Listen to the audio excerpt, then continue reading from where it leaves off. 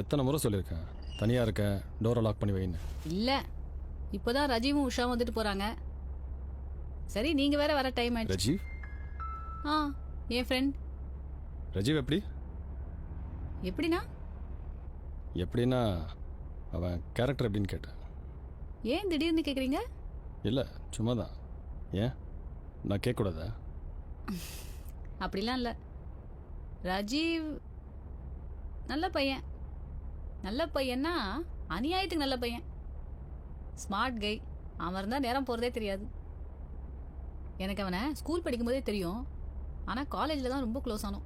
அதான் சொல்லியிருக்கேனே. You know one thing, college படிக்கும்போது ரஜீவுக்கு பொண்ணுங்க மத்தியில் செம்ம கிரேஸு. இருந்தாலும் அவனுக்கு என் மேலே சின்னதாக ஒரு க்ரஷ் இருந்ததா சொல்லுவான். அப்படின்னா காலேஜில் என்னோட ரேஞ்ச் எப்படின்னு பார்த்துக்கோங்க. அவனை ரொம்ப பிடிக்குமோ? ம், நல்ல ஃப்ரெண்ட். ஏன் நான் இல்லாதப்ப தான் வரணுமா? ஆமாம், நேரங்காலம் பார்த்தா வராங்க. பக்கத்தில் ஏதோ வேலையாக வந்தாங்களாம். அப்படியே நான் பார்த்துட்டு போகலான்னு வந்தாங்க. ஆ, சொல்ல மறந்துட்டேனே, ஒரு செம்ம குட் நியூஸுங்க. உஷா ப்ரெக்னெண்ட்டாக இருக்கா. இன்னைக்கு தான் கன்ஃபார்ம் ஆயிருக்கு. ரஜீவ் அப்பாவாக போகிறான். ரொம்ப சந்தோஷமாக இருக்கு. கொஞ்சம் நிறுத்துறியா ப்ளீஸ்? ஏன், என்னாச்சு? சந்தோஷமான விஷயம் தானே. இந்த வீட்டில் தான் அந்த மாதிரி சந்தோஷமான விஷயம் எதுவும் நடக்க மாட்டேங்குது. அவ்வளோதானா? ஏன் கோவப்படுறீங்க? கூடிய சீக்கிரம் அந்த சந்தோஷமான விஷயம் இந்த வீட்லேயும் நடக்கும். ரஸ்மி, அவ்வளோ கான்ஃபிடென்ட்டாக சொல்கிறேன்? அப்படிதான் நினைக்கிறேன். பார்ப்போம். அப்புறம் நான் உங்களை மறந்துடுவேன். குழந்தைய பார்த்துக்கவே நேரம் சரியாக இருக்கும். சரி விடு, கொஞ்சம் ஹெடேக்காக இருக்கு. ஒரு கப் பிளாக் டீ போட்டு கொண்டு போய் நான் குளிச்சுட்டு ஃப்ரெஷ் ஆகிறேன். ஓகே. அப்படி இந்த ட்ரெஸ்ஸை வாஷ் பண்ண போட்டுறேன். ம்.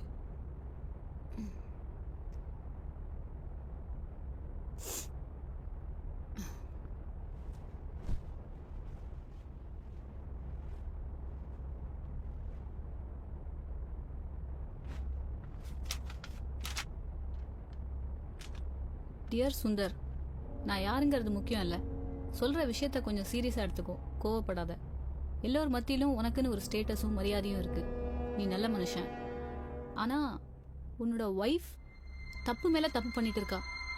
இந்த விஷயம் ஊரே நாரி கிடக்கு. ஆனால் யாருக்கும் உன்கிட்ட சொல்ல தைரியம் இல்லை.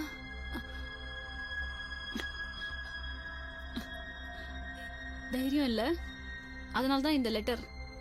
லக்ஷ்மி காலேஜ் படிக்கிறப்ப ஒரு பையனை லவ் பண்ணி 2 பேரும் கண்டபடி சுற்றிருக்காங்க.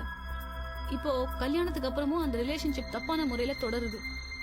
நீ ஆஃபீஸ் போனதுக்கு அப்புறம் அடிக்கடி உங்கள் வீட்லேயும் சமயத்தில் வெளியவும் தப்பு பண்ணிட்டு இருக்காங்க. ரொம்ப வருஷமாக குழந்தை இல்லாததுனால அவள் இந்த முடிவை எடுத்திருக்கலாம்.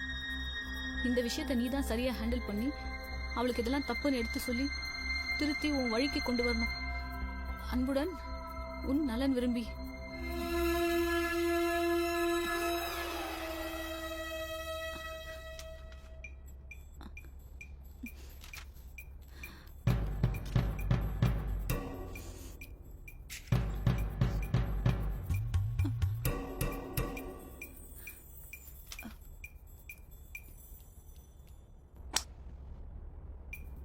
ரஜீவ் எப்படி? Smart guy. அவன் இருந்தால் நேரம் போகிறதே தெரியாது. லக்ஷ்மி காலேஜ் படிக்கிறப்ப ஒரு பையனை லவ் பண்ணி 2 பேரும் கண்டபடி சுற்றிருக்காங்க. ஆனால் காலேஜில் தான் ரொம்ப க்ளோஸ் ஆனோம்.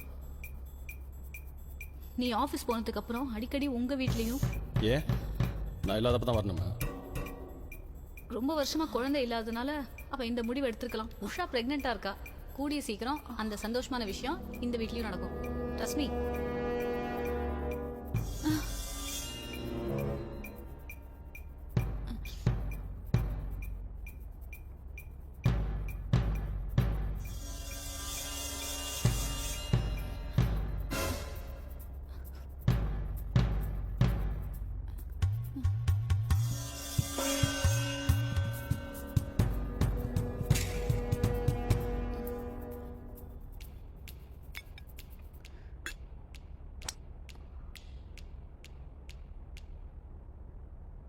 ஏய், என்ன?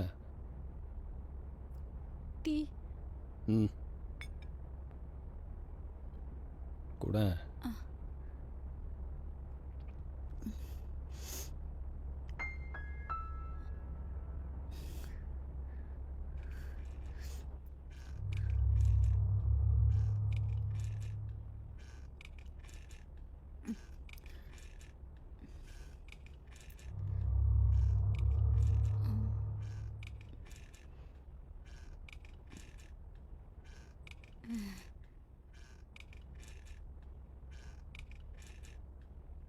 ஏன் ஒரு மாதிரி டென்ஷனாக இருக்கீங்க? இல்லையே. ஏன்? தலைவலி? ஆஃபீஸில் ஏதாவது பிரச்சனையா? ஆஃபீஸில் டெய்லியும் தான் ப்ராப்ளம். அதெல்லாம் இங்கே கொண்டு வந்து வீட்டில் இருக்கிற நிம்மதியை கெடுத்துக்க நான் விரும்பல. ஏன் கேட்குற? நீ தான் ஒரு மாதிரி இருக்க. என்னாச்சு உனக்கு?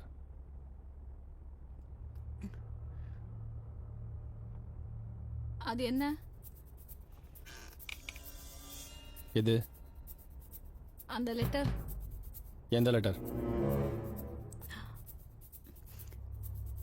முதல்ல உங்கள் ஷர்ட் பாக்கெட்டில், அப்புறம் நீங்கள் போகிறப்ப கீழே நீங்கள் படிச்சுட்டு கீழ்ச்சி போட்டிங்களே. அது பழைய ஆஃபீஸ் லெட்டர், தேவையில்லை, அதான் கீழ்ச்சி போட்டு. இல்லை, நான் படித்தேன்.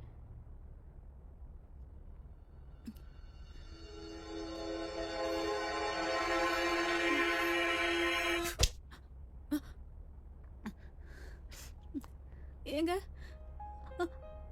அந்த லெட்டரில் எழுதியிருக்கிறதெல்லாம் பொய்யுங்க. நான் தப்பான பொண்ணு இல்லைங்க. ரஜீவ் எனக்கு ஒரு நல்ல ஃப்ரெண்டு, அவ்வளோதான். நான் தப்பான வழியில போலைங்க. ப்ளீஸ் என்ன நம்புங்க. இதே மாதிரிதான் ஒரு லெட்டர். உட்கார்.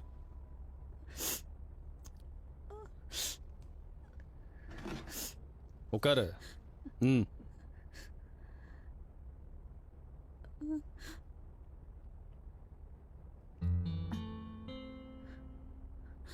நீ தப்பா போக மாட்டேன்னு நல்லாவே தெரியும். இவ்வளோதான் நான் மேலே வச்சுக்கிற நம்பிக்கைய. இந்த லெட்டரில் உள்ளதெல்லாம் நம்பிட்டு நான் உன்னை சந்தேகம் பண்ணுமா? எனக்கு உன் மேலே சந்தேகமே வரல.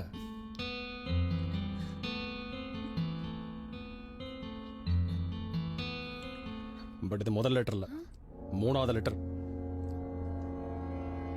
உன்னை பக்கா ஃபாலோ பண்ணி சந்தேகப்பட முடிய லெட்டர் எழுதி அந்த பாஸ்டர்ட்.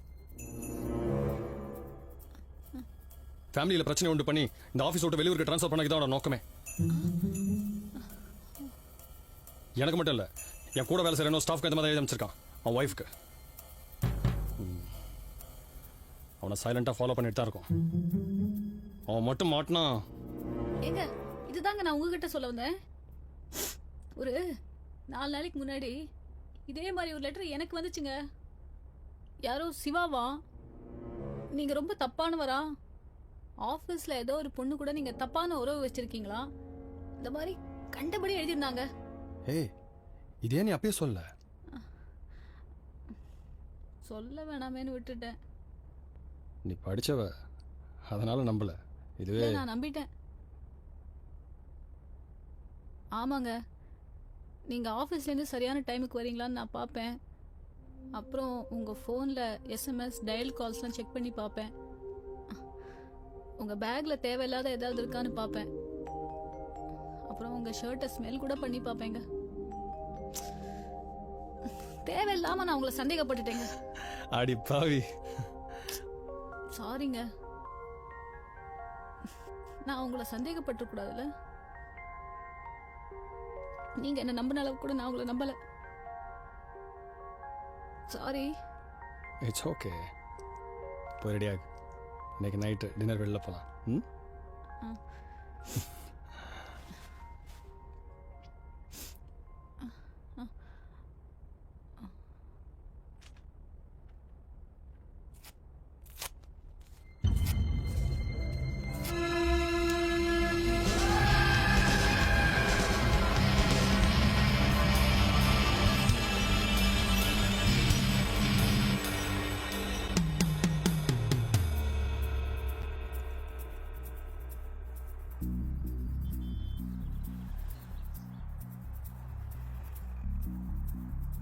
ஏய், என்னடி பெருசாக சாதிச்சுட்டு நினைப்பா உனக்கு? இதுக்கு முன்னாடி என் கூட சுற்றிட்டு இருந்தேன், அதுக்கு முன்னாடி 3 பேர். இப்போ இந்த நல்ல மனுஷன் வாழ்க்கையை கெடுக்க பார்க்குறியா? சிவா சார், இவ்வளோ நம்பாதீங்க. நல்லா இருக்கிற உங்கள் ஃபேமிலி லைஃப்பை நாசம் பண்ணிடுவா. அப்புறம் உங்கள் ஒய்ஃப் ரொம்ப கஷ்டப்படுவாங்க. ஏய், அவள் லைஃப் லாங் என்னோட தான் இருப்பா. இதுதான் உனக்கு லாஸ்ட். இன்னொரு முறை நீ அவளை டிஸ்டர்ப் பண்ண தொலைச்சு படா. மேலே கை வைக்கிற இந்த கர்மம்லாம் எவ்வளோ நாளைக்கு எல்லாம் ஒய்ஃபுக்கு தெரிய வரைக்கும் தானே. இரு உன் வண்டை வாழ்த்தெல்லாம் உன் ஒய்ஃபுக்கு சொல்லி உன் டங்க வர இருக்கிறேன். அப்போ தெரியும் நான் யார். ஏய் குட் லக்.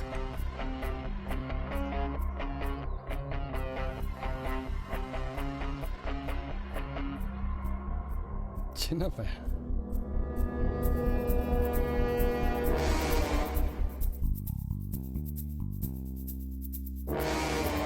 உன் வண்டை வாழ்த்தெல்லாம் உன் ஒய்ஃபுக்கு சொல்லி உன் டங்க வர இருக்கிறேன். அப்போ தெரியும் நான் யார்.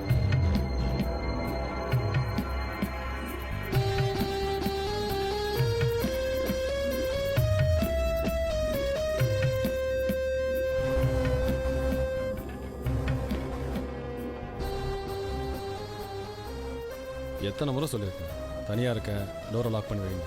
இல்ல இப்போதான் ரஜீவும் உஷாவும் வந்துட்டு போறாங்க. சரி நீங்க வேற வர டைம் ஆயிடுச்சு. ரஜீவ்